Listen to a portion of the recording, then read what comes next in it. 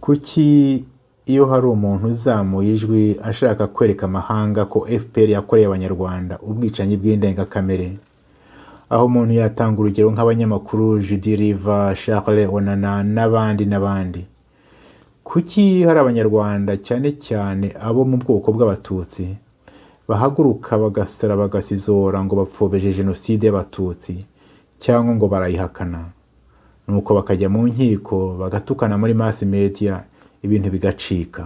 Ni ukubera iki? Imyifatire nk'iyo rero ni imyifatire mitindi. Uti kuki?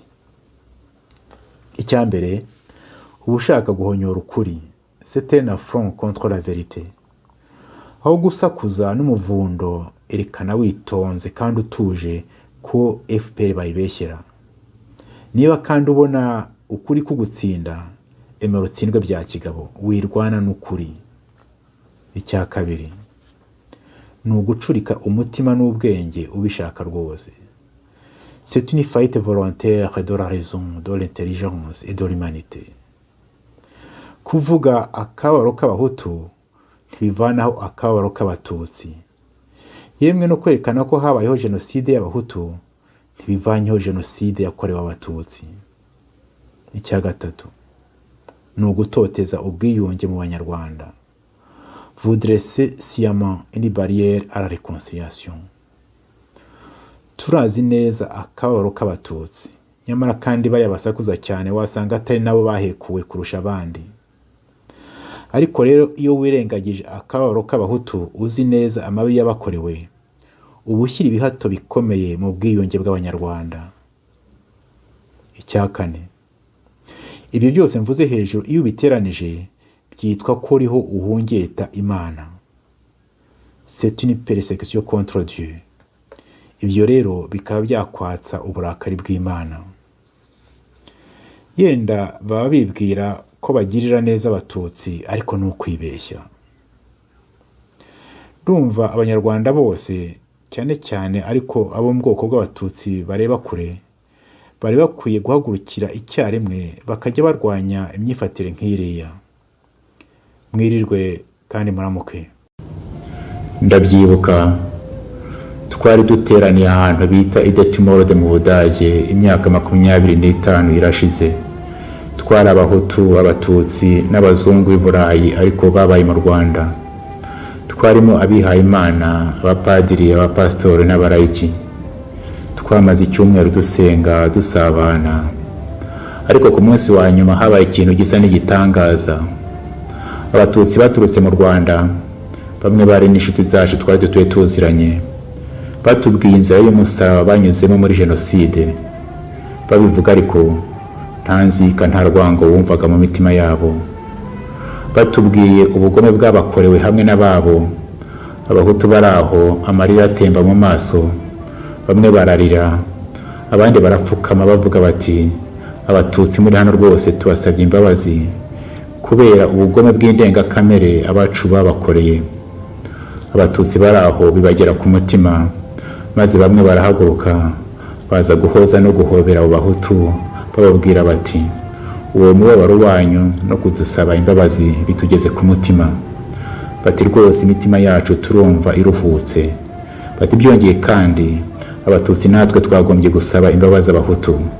Bati turasaba imbabazi kubera amabi n'amarorerwa abacu babakoreye mu mateka y'igihugu cyacu. Abazungu baraho baratangara, bati ni ubwa mbere twumvise amagambo nk'aya ngaya mu banyarwanda. Bati nyamara natwe turasaba imbabazi kubera ko amahano aba mu Rwanda ku ruhande rumwe turi nyirabayazana.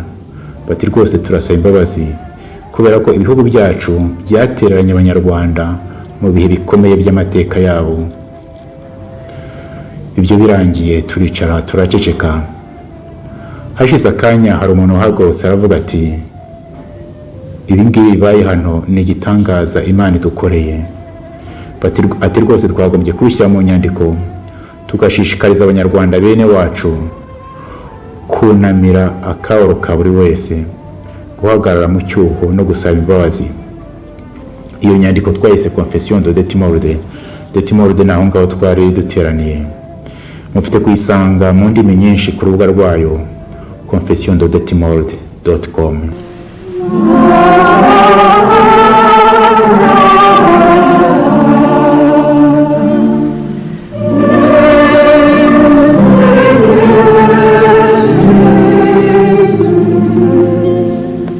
Mu bantu basinye iriya confession y'Ide-Timorde, bamwe baratabarutse.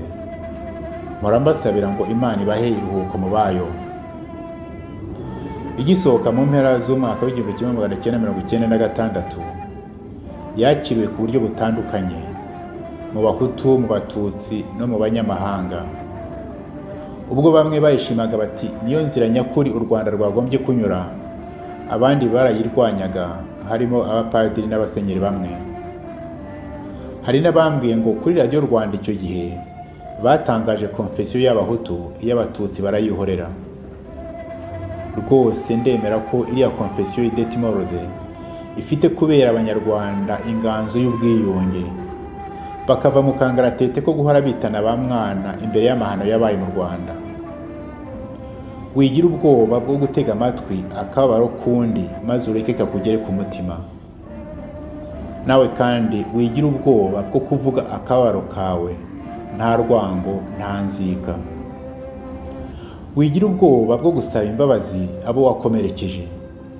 Niba kandi abo bakomerekeje baritabye Imana, kandi ukabana n'abantu bagifite ibikomere ku mutima, wigira ubwoba bwo guhagarara mu cyuho no gusaba imbabazi. Wowe undeba kuri iyi video muri aka kanya, ndakwinginze ngo wohereze iyi video ku banyarwanda bose uzi. Ntukike ko ari amafaranga za views nshaka, dore ko amafaranga yaca ibintu muri iki gihe. Ahubwo ndashaka ko abanyarwanda twese twashyira imitwe hamwe, tugashaka uko twahurira mu gacaca, maze iriya confession ikatubera inganzo twavomamo ibikoresho byo kubaka u Rwanda nyarwo no kwiyubaka ubwacu. Kubera ko uyu mwaka iriya confession izagira yubile y'imyaka 25, nzajya nza buri munsi duhurire kuri channel bita Confession-de-Timorde kugira ngo duhanurane.